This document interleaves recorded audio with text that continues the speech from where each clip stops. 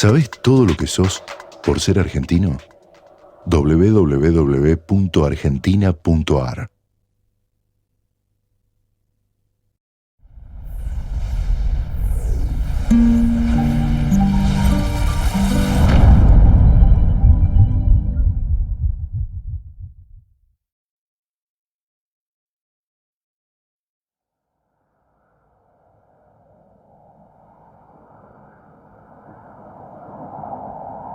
Latinoamérica es para algunos un territorio sin pasado, ausente de los grandes momentos de la historia. Los que aquí vivimos sentimos a veces que se nos impone un pasado extranjero.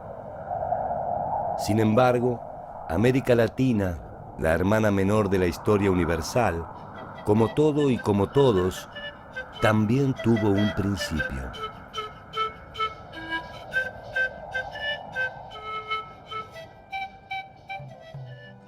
Cada pequeña señal, cada rastro, es una voz que viaja desde el pasado hasta nuestro tiempo y nos permite suponer un camino probable.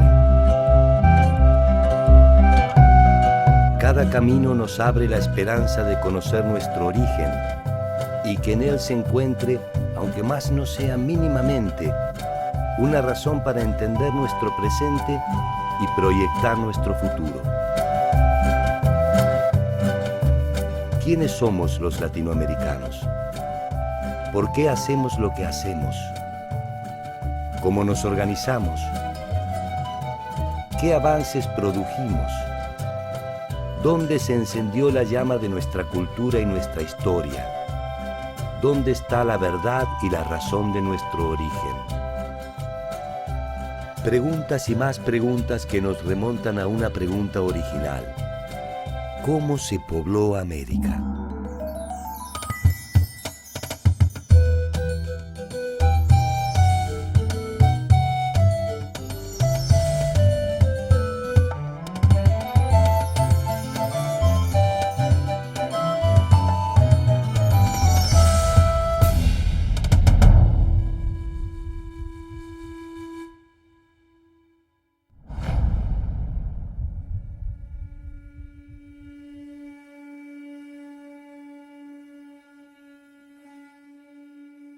El esclarecimiento de la forma en la que se pobló América es un camino de la oscuridad hacia la luz. Cada dato arqueológico, cada resto fósil, cada impresión en la piedra podrán ser interpretados como una respuesta. Los científicos e investigadores debaten en la actualidad rutas migratorias y características morfológicas del hombre primitivo en Latinoamérica. Aquel hombre originario que hoy es desenterrado tenía también la misma preocupación y ofreció su visión particular del poblamiento a través de sus relatos. Las leyendas, sostenidas por la tradición oral, han llegado más o menos indemnes hasta nuestros días y constituyen el primer esbozo de un conocimiento a propósito del origen.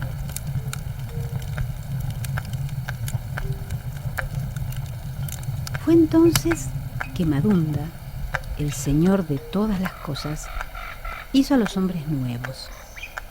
Los trenzó con ramas de sauce y antes de dejarlos en el mundo, les enseñó a cazar, con arco y con flecha, para que estuvieran solos y no lo molestaran.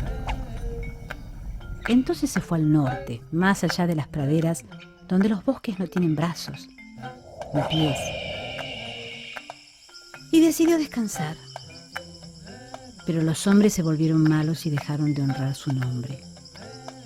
Como castigo, el Señor de todas las cosas les envió una lluvia de hielo, y luego otra, hasta que finalmente ya no pudieron ver el cielo ni avanzar hacia ningún lado.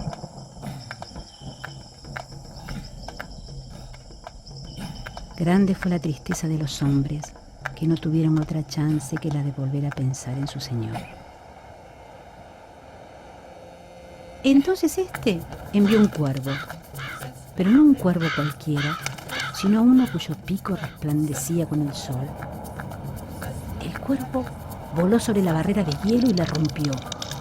Los hombres, que ya no eran los mismos, corrieron por su vida y cruzaron antes que el hielo se fundiera por completo. Detrás de ellos quedó su tierra, sepultada por un océano. Debajo del océano, el tiempo en que no tuvieron memoria. Un tiempo que debería ser recordado para siempre. Estas leyendas dan cuenta de una tierra nueva que fue poblada después de un largo y accidentado viaje a través de los hielos. La glaciación fue un proceso de enfriamiento global que llegó a su grado máximo hace 20.000 años. El congelamiento de las aguas generó un avance de los hielos sobre gran parte del continente americano. A partir de este momento se puede inferir que América estuvo integrada al continente asiático por el norte y al territorio antártico por el sur. 20.000 años atrás, el clima era extraordinariamente frío, fue el momento más frío de los últimos 150.000 años. Y por lo tanto se formó mucho hielo en los polos y en las montañas y el nivel del mar bajó 130 metros.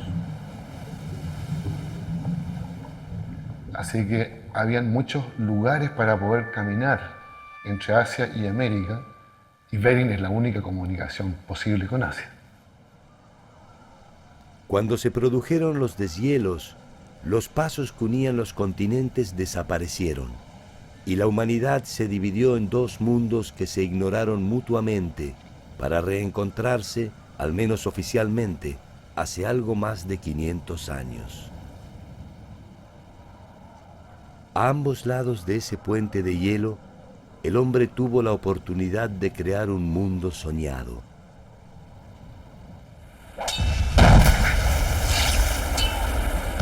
Pero tarde o temprano aparecieron la violencia y el genio, la memoria y el olvido, la oportunidad y la perdición, la verdad y la historia.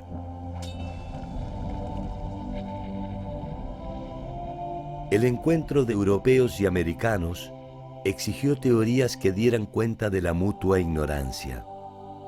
Para los pueblos originarios, los españoles eran los dioses antiguos que habían anunciado que un día regresarían. Para los europeos, América era un nuevo paradigma, difícil de encuadrar entre sus verdades absolutas. Sus interpretaciones fueron tan arriesgadas como las autóctonas. Sobrevivientes de la Atlántida, descendientes de Noé, habitantes del paraíso e incluso alguna de las 10 tribus perdidas de Israel que escapó de la dominación asiria. En todos los casos, fantasías que prefirieron ignorar las mitologías americanas. Una de estas mitologías es un texto emblemático de la cultura maya, el Popol Vuh. Los dioses mayas parecieran hechos a imagen y semejanza del hombre. Son imperfectos, vengativos, amantes del ocio y del juego. En el Popol Vuh, la creación del hombre es el resultado de un proceso evolutivo en el que la versión definitiva resulta superadora de la inicial.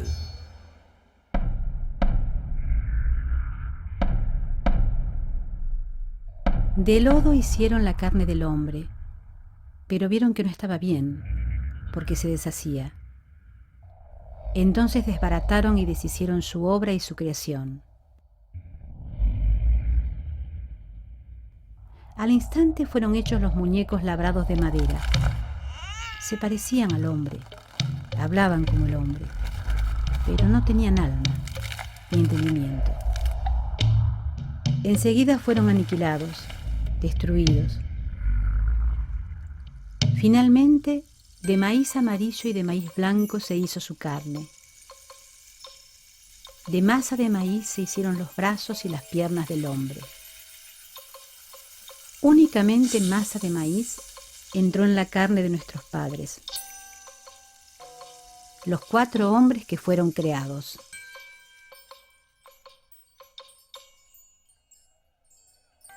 El debate sobre el origen del hombre americano se abandonó absorbido por las tensiones de la conquista.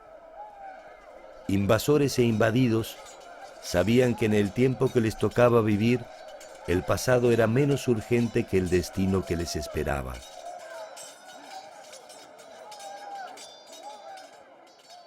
La ciencia volvería a reavivar ese debate suspendido temporariamente. En los inicios del siglo XIX, el interés científico se concentró en inventariar todo aquello que estaba dentro del mundo. Paisajes, animales, plantas, objetos y, ¿por qué no?, también el pasado. Es el tiempo de los relatos de viaje, los geógrafos y los naturalistas. Hacia 1832, Sudamérica recibe la visita de uno de ellos, Charles Darwin. La expedición que lo trajo a estas costas tenía entre sus objetivos primordiales encontrar los rastros del diluvio universal en la Patagonia austral. Poco había cambiado en el primitivo pensamiento del hombre que seguía aferrado a sus concepciones religiosas. Sin embargo, este viaje iniciático cambiaría la perspectiva del origen, abriendo los caminos a revolucionarias e innovadoras propuestas. El hombre no venía sino del hombre, y aquel que encontrara el rastro más antiguo podría iniciar la secuencia del poblamiento. Uno de estos hallazgos sentaría las bases a partir de las cuales se comenzaría a discutir el poblamiento temprano. Para la mayor parte de las teorías que creen que el origen del hombre es producto de un proceso migratorio, el estrecho de Bering fue la puerta de entrada al continente. Por allí habrían llegado los primeros grupos de cazadores-recolectores. Su existencia se confirma fundamentalmente por los hallazgos arqueológicos de Clovis y Folsom. Clovis es un sitio arqueológico que se encuentra en el estado de Nuevo México, en los Estados Unidos, que fecha cerca de 11.300 años atrás. Es un sitio caracterizado por un punta de proyectil muy especial, que muchos arqueólogos piensan que es la primera invención tecnológica de los americanos. Y este punta proyectil está asociado con los huesos de un mamut. Y allí empezó la primera teoría de poblamiento de América. Y cuando se establece una teoría como así, todos los sitios arqueológicos encontrados después son comparados a este sitio y a este modelo.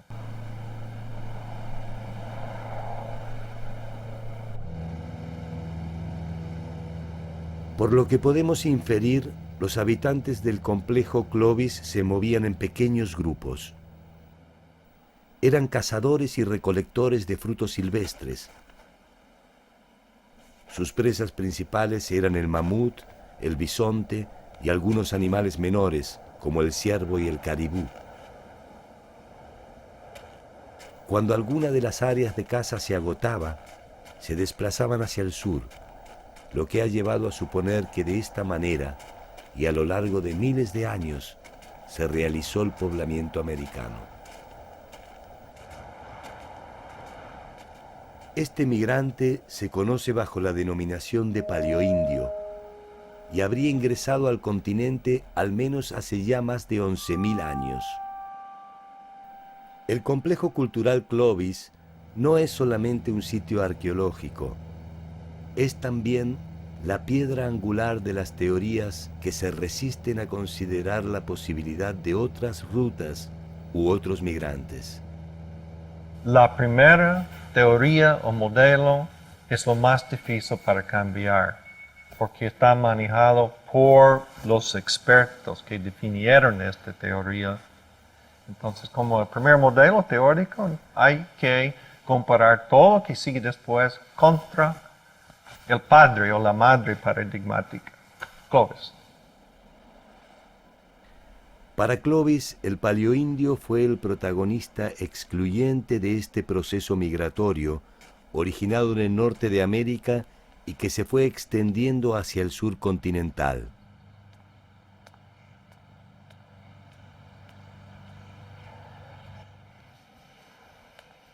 El hombre viene migrando, posiblemente del sudeste de Asia, se transforma en el noroeste de Asia, adquiriendo las características típicas de los asiáticos como actualmente se los conoce, pasan por el estrecho de Bering, estaban adaptados al frío, así que no les hubiera costado mucho, llegan hasta el extremo norte de América y de ahí van descendiendo y pueblan todo el continente hasta Tierra del Fuego. Es el modelo clásico de poblamiento americano por el estrecho de Bering.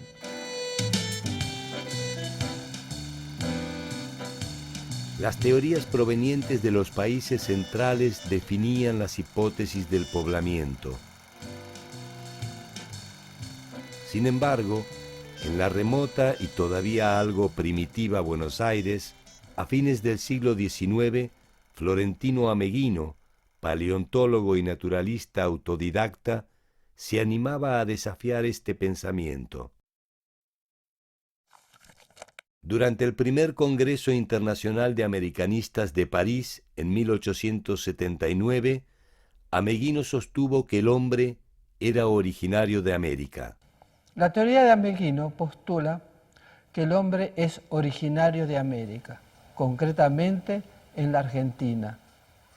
Los restos que va hallando son mucho más antiguos que lo más antiguo encontrado en el Viejo Mundo. De ahí que él parta de ese paradigma. El hombre se origina en América.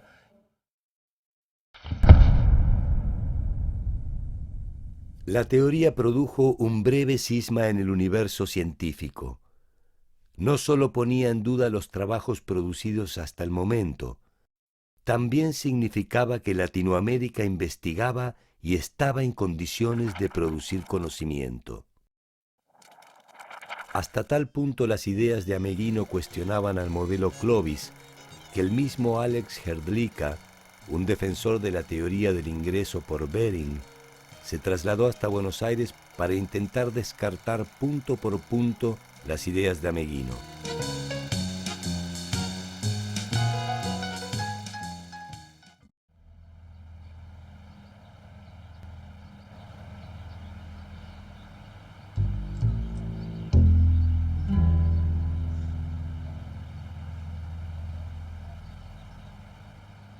Ameghino había determinado la existencia de un antiguo eslabón en la cadena de la evolución, el Homo pampeus, quien por los indicios encontrados había convivido con megafauna extinta.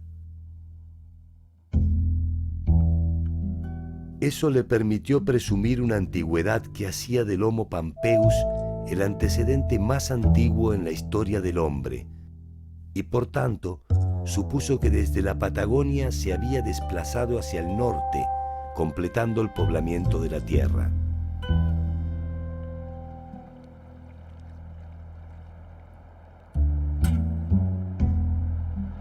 Estamos en la barranca de Montehermoso, entre Pehuenco y Punta Alta. Esta es una barranca famosa porque aquí estuvo en 1832 y 1833 Charles Darwin en su viaje alrededor del mundo con el Beagle. Y en 1910 estuvieron Florentino Ameghino y Alex Hrdlicka, y en este lugar fue donde tuvieron uno de sus principales debates.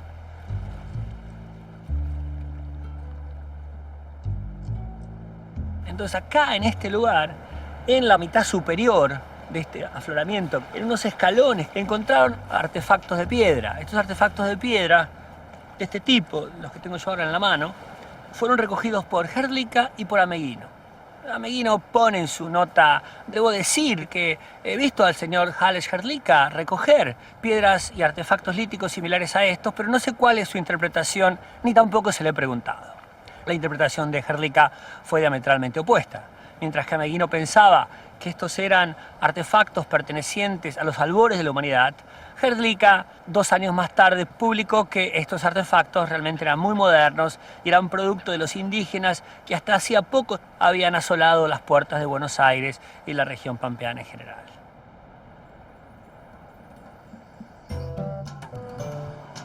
La reacción de la comunidad científica internacional fue clara y contundente.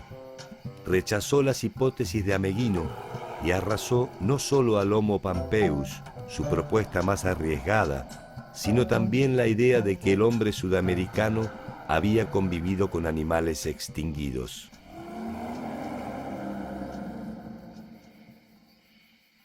Sin embargo, en este caso, el tiempo demostraría que Ameghino tenía razón. El hombre primitivo había compartido su tiempo y su espacio con los gigantes de la prehistoria.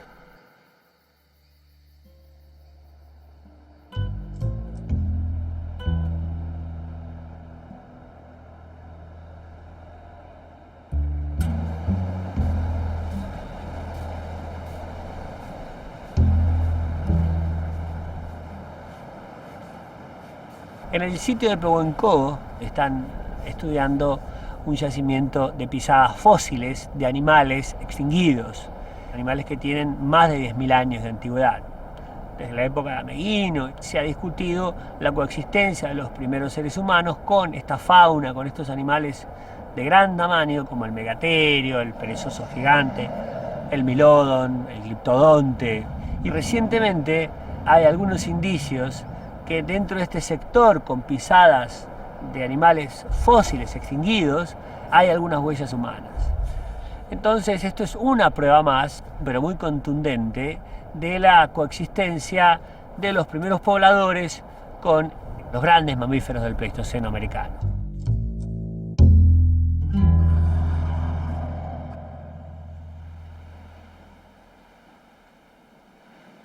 El modelo de migración terrestre propuesto por Clovis parecía indiscutible, y nadie se atrevía a poner en duda que el paleoindio había sido el primer habitante de América. Sin embargo, nuevas investigaciones volvieron a poner en duda estas afirmaciones categóricas. Los paleoindios quedan circunscriptos a donde vivían los grandes animales y ahí terminan por extinguirse. Ellos extinguen la fauna y por consecuencia se extinguen ellos mismos, ¿no es cierto? Si los paleoindios se extinguieron, ¿de dónde descienden entonces los pueblos de América? Las características morfológicas de la mayoría de los pueblos originarios de Latinoamérica son de indudable origen asiático y corresponden a un segundo grupo de migrantes que también habría ingresado por Bering, el amerindio. La característica típicamente asiática es interpretada actualmente como una característica de adaptación al frío extremo, sobre todo la región facial superior. Por eso es que los indígenas que encuentran los españoles cuando llegan son tan parecidos a los hombres del noroeste de Asia.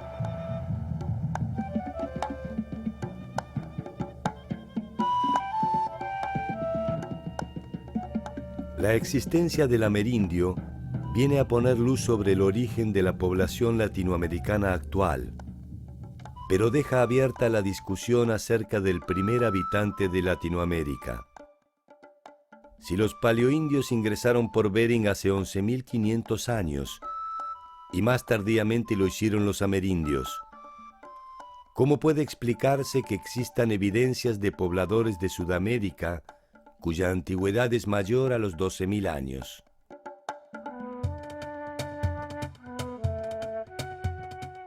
Algunos investigadores sostienen que el hombre ingresó a América hace ya más de 35.000 años y que Bering no debe considerarse como el paso excluyente. Estas teorías se afirman en la hipótesis de un poblador temprano sustancialmente distinto, tanto de paleoindios como de amerindios, el paleoamericano.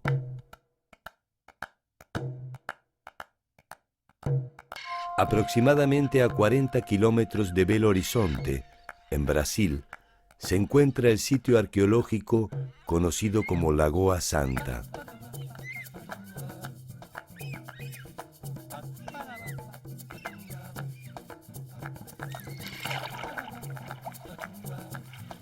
Allí, un equipo encabezado por el bioarqueólogo Walter Neves encontró restos fósiles humanos con una antigüedad de 11.500 años.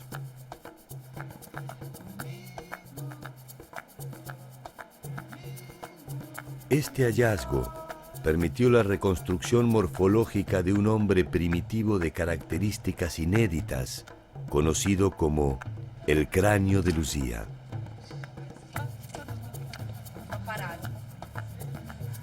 Esse chapeuzinho. Tanto paleoamericanos como amerindios presentan afinidades morfológicas con grupos asiáticos. El cráneo de Luzia, en cambio, posee una fisonomía que se corresponde con pueblos africanos y o australianos. Se trata, según los investigadores, del paleoamericano, el primer habitante de Latinoamérica. La idea que aún prevalece es que el continente americano fue ocupado por poblaciones asiáticas muy similares a las poblaciones indígenas que tenemos hoy día. Pero Héctor Pucciarelli y yo, en fines de los años 80, demostramos que cuando se analiza la morfología del cráneo de los primeros americanos, se muestran muy distintos de la morfología de los indígenas actuales. O crânio está lá, a coluna está aquí, a bacia está aquí. Provavelmente essas pedras, se foi fletido... El paleoamericano habría llegado al continente mucho antes que los grupos amerindios y paleoindios. Su suerte no fue distinta a la sufrida por los paleoindios. El paleoamericano también se habría extinguido. Pero lo importante es que tanto Lagoa Santa como otros cráneos menos famosos son los de mayor antigüedad, son los que nosotros llamamos paleoamericanos. Es el estrato más antiguo de pobladores americanos que se conoce. Nosotros empezamos a publicar nuestras ideas en el año 89 y por 10 años nuestras ideas fueron completamente ignoradas por la comunidad, digamos, científica internacional, sobre todo por la comunidad norteamericana, que es la comunidad que está más involucrada con la cuestión de la ocupación de América. Y en este sentido, el suceso mediático del cráneo de Luzia y su reconstitución facial forzó un poco la comunidad internacional a admitir que alguien en Sudamérica estaba proponiendo algo distinto. A diferencia de otros sitios arqueológicos que solo disponen de instrumentos de piedra, Lagoa Santa posee un conjunto de evidencias que la convierten en un sitio decisivo para intentar comprender el poblamiento de América. Lejos de tratarse de un hecho aislado, se suma a otros sitios que tampoco pueden ser ignorados. Las avanzadas investigaciones en Taima, Venezuela, Pedra Furada y Toca da Esperanza, en Brasil, y fundamentalmente el hallazgo del sitio arqueológico de Monteverde, son suficientes al menos para poner en duda la hipótesis de un único ingreso continental.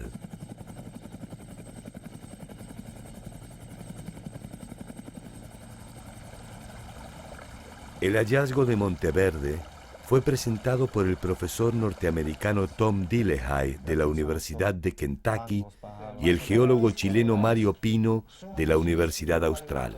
It's controversial, potentially, and you're changing people's ideas. And in this case, we're rewriting the first chapter of human history in the Americas. Monteverde está ubicado a 800 kilómetros al sur de Santiago de Chile. Posee dataciones de carbono 14 que certifican una antigüedad de más de 12.500 años, es decir, al menos 1.500 años antes de Clovis.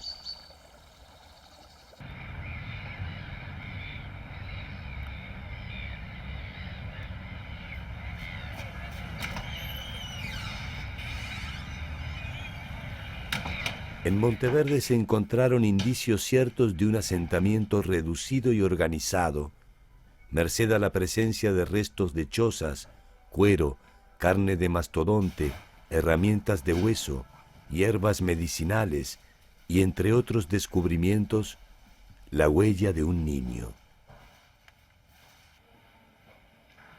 En el sitio de Monteverde tenemos dos capas ocupacionales humanas.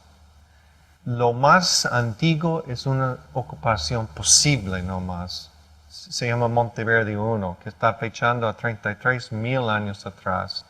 No tenemos la evidencia científica dura para rechazar esta evidencia ni aceptarlo.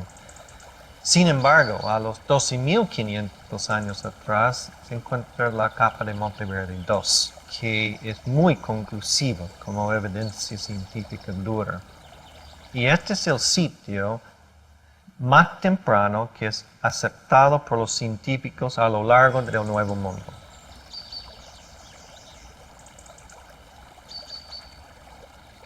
Los sitios de Clovis están fechados en 11.500 antes del presente. No son más antiguos que eso, nunca. Ahí surge la disrupción con Monteverde, porque Monteverde tiene una fecha entre 12.500 y 13.000 antes del presente.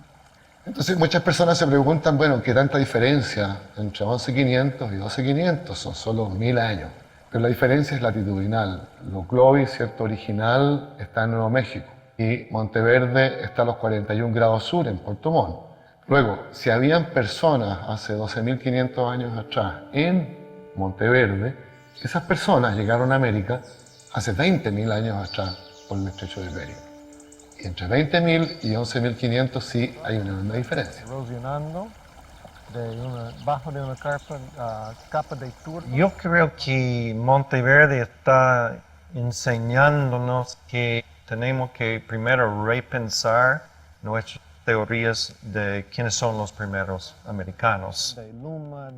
Las teorías de Dillehay se encontraron con profundas resistencias, algunas de ellas no solo científicas. You're crazy.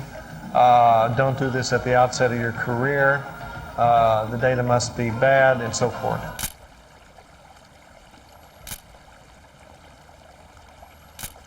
En el ambiente denominábamos a estas personas la policía de Clovis, porque su actitud era policíaca, cortando los fondos, por ejemplo, prohibiendo investigar sitios antiguos.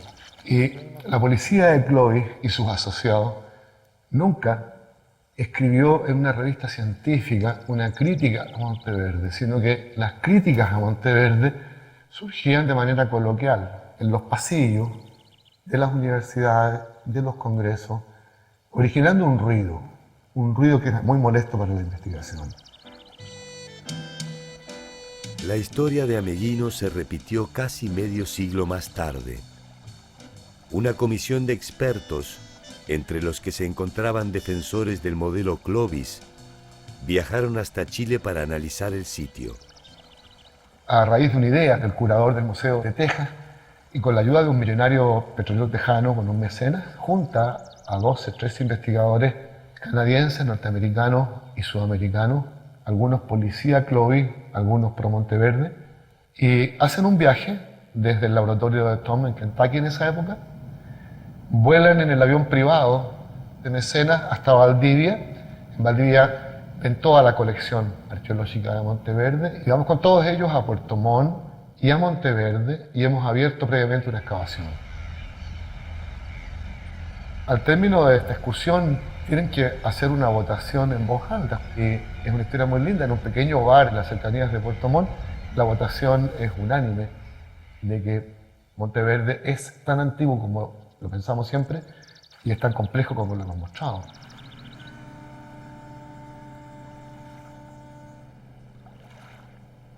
Yo pienso que Monteverde como un sitio solitario no puede cambiar este modelo de pensar de cómo fue poblado de lado del mundo.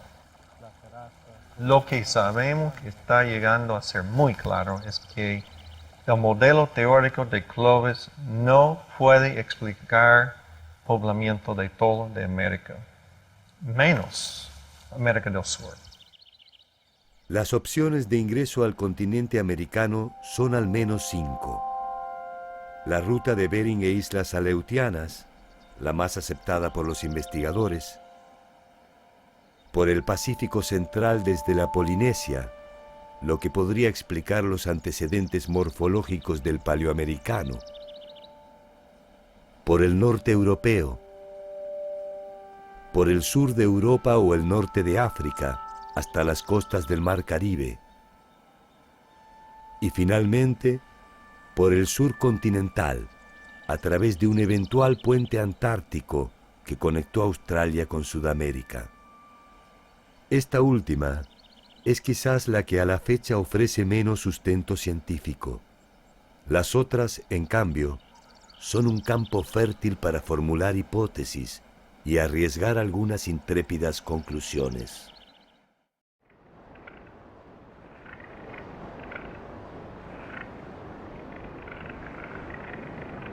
La hipótesis del ingreso por Beringia parece ser indiscutible.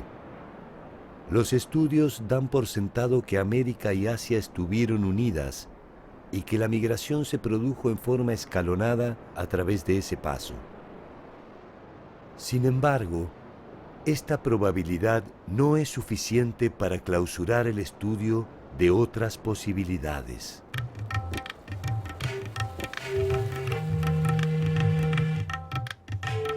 El 29 de abril de 1947, el noruego Thor Heyerdahl, a bordo de la Kon-Tiki y acompañado por un reducido grupo de hombres, inició el viaje desde el puerto del Callao hacia el oeste, con el objeto de demostrar que los primeros habitantes de Polinesia fueron originarios de América y no de Oriente.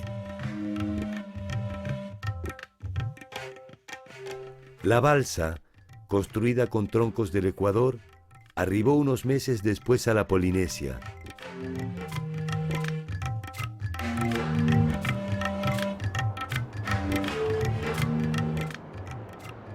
El camino inverso debió esperar 37 años, cuando el argentino Alfredo Barragán y otros intrépidos compañeros, en una embarcación similar, unieron el puerto de Santa Cruz de Tenerife con las costas de Venezuela, en 52 días de travesía a bordo de la Atlantis.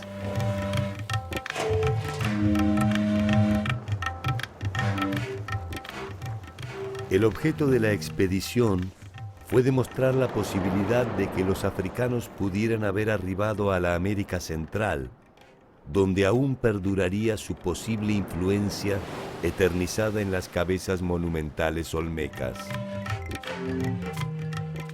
Cuando encontré la presencia de cultura africana en América y de rostros de africanos en América, hace 3.500 años. Cuando veo que en la misma época existía la balsa africana, a mi juicio capaz de cruzar el Atlántico. Y entre medio de ambas culturas, un sistema de corrientes y vientos en el Atlántico Norte capaces de traer de África a América todo lo que sea capaz de flotar. Me convencí en el acto de que esto había ocurrido así. Que viajé a México en el año 81 y expuse en ámbitos científicos mi teoría, mi idea de que las cabezas colosales olmecas representan a hombres de raza negra que habrían venido de África de este modo. Y no tomaron en serio mi teoría.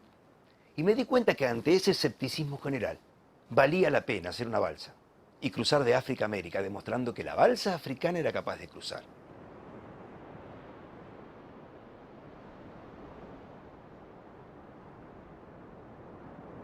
Atlantis es una copia fiel de la balsa africana de hace 35 siglos.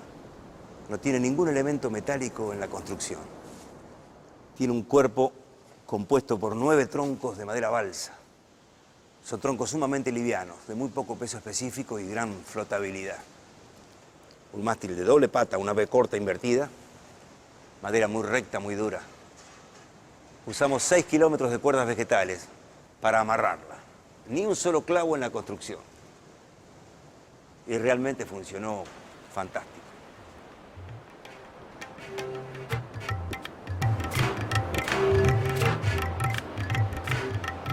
La expedición de Barragán resulta un buen punto de partida para explorar caminos desconocidos y abrir nuevos horizontes para la investigación.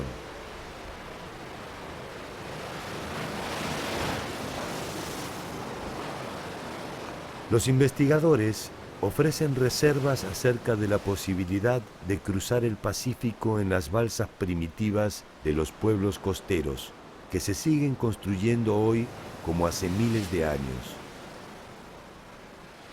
Quizás el hombre no pudo cruzar el océano con ellas, pero sí tal vez recorrer sus contornos. Esta es la base para una teoría distintiva que propone un camino alternativo para explicar el poblamiento americano: la navegación circumpacífica. Esta hipótesis podría explicar las evidencias de asentamientos tempranos en Sudamérica. Si una canoa avanzara desde Bering, bordeando la costa a razón de 30 kilómetros por día, podría haber alcanzado el fin de los glaciares en tan solo 200 días. 500 días le hubiesen bastado para alcanzar la isla de Tierra del Fuego, al extremo sur del continente americano. La teoría de la navegación circumpacífica presupone una migración marítima en pequeños grupos, posiblemente de pueblos costeros acostumbrados a permanecer cerca de las orillas. Sus posibles desplazamientos se habrían realizado hacia el sur, siempre en búsqueda de mejores tierras y condiciones climáticas para el desarrollo de la vida.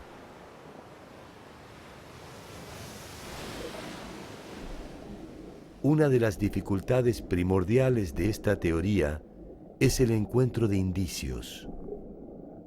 El territorio costero de entonces se encuentra en la actualidad bajo las aguas que difícilmente puedan haber conservado indicios de algo tan tenue como el paso del hombre.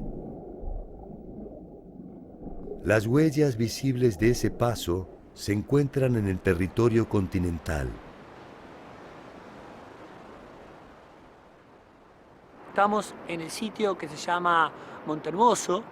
Este es un sitio arqueológico que está a orillas del mar, muy cerca del balneario de Montehermoso. Este sitio que tiene un tipo de registro excepcional, y es que aquí se encuentra la impronta de pisadas humanas, en las orillas de una antigua laguna.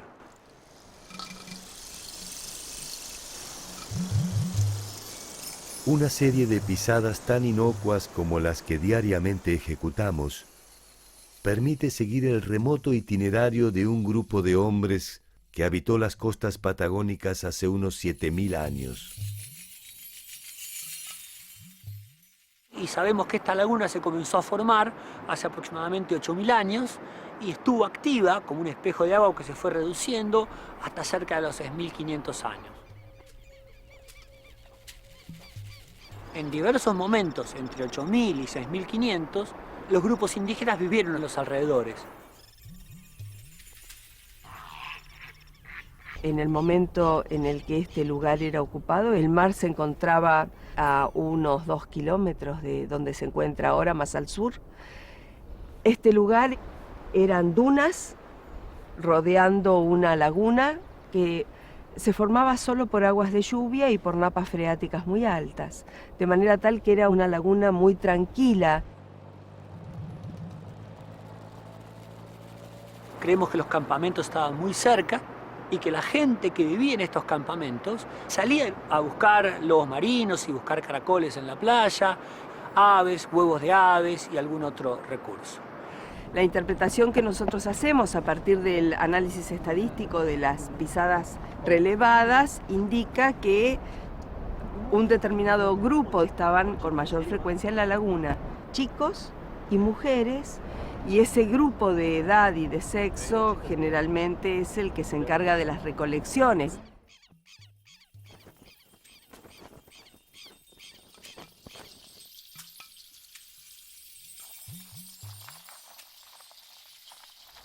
Por otro lado, otra parte del grupo, sobre todo los hombres, estaban en las márgenes del mar del momento, capturando lobo marino.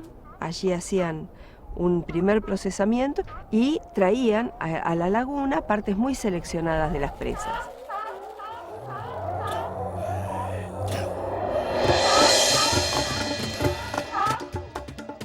Esta gente vivía básicamente de la caza, de animales silvestres, de la recolección, y no tenían ningún tipo de agricultura ni animal domesticado, con excepción probablemente del perro, aunque no hemos encontrado en este lugar ninguna evidencia directa de que tuvieran perro.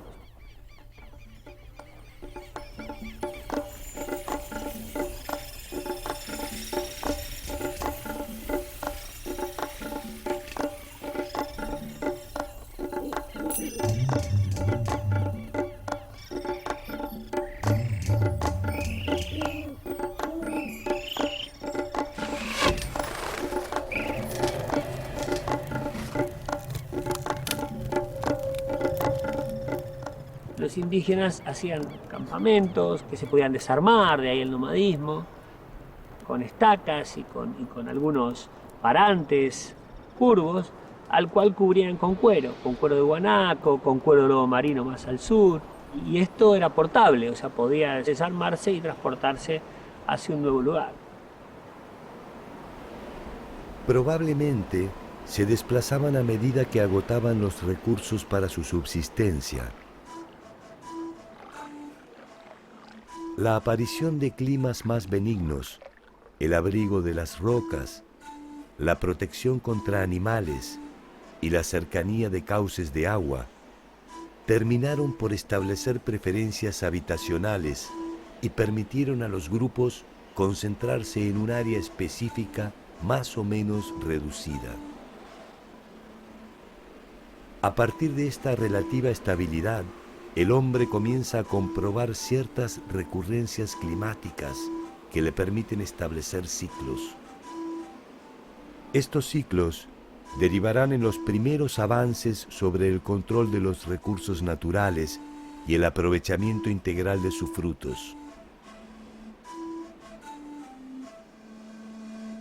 Existen indicios en el área central andina, en la Cueva del Guitarrero en Perú, de cultivos de frijoles que podrían tener una antigüedad de 9.000 años. El maíz en Ecuador, la calabaza y el aguacate en México se cultivan ya hace 4.000 años.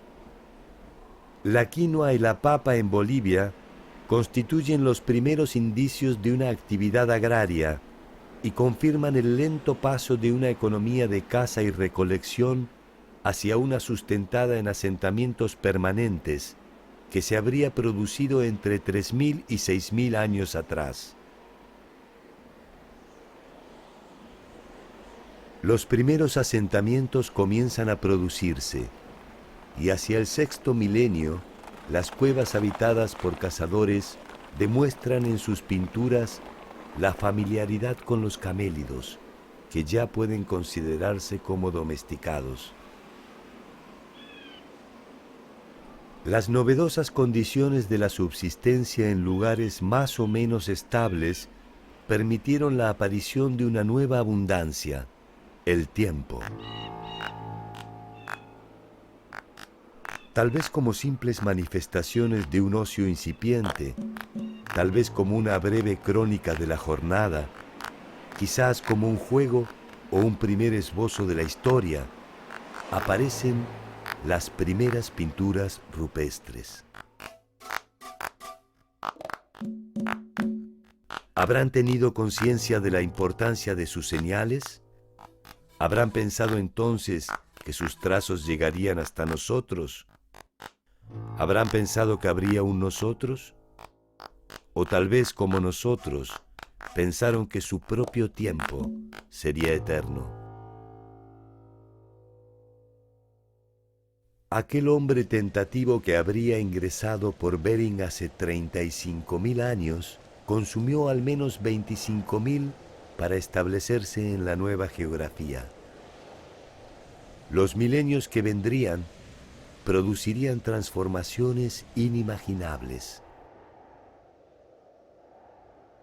Lo que es decididamente indudable es que a ambos lados de Bering, en algún momento de la historia, el desarrollo de la humanidad fue hipotéticamente similar. Impulsado por la supervivencia o por la curiosidad, el hombre se dispuso a hacer suyo un nuevo territorio inexplorado. A cada extremo de esta pared, el hombre experimentó desde las primeras formas de agrupación familiar y grupal hasta las más complejas formas de organización.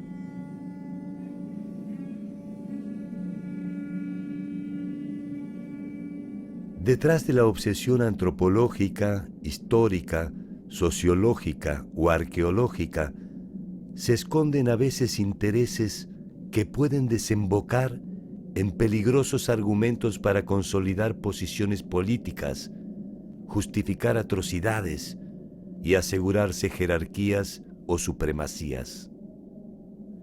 Para algunos, ser los primeros es también ser los mejores.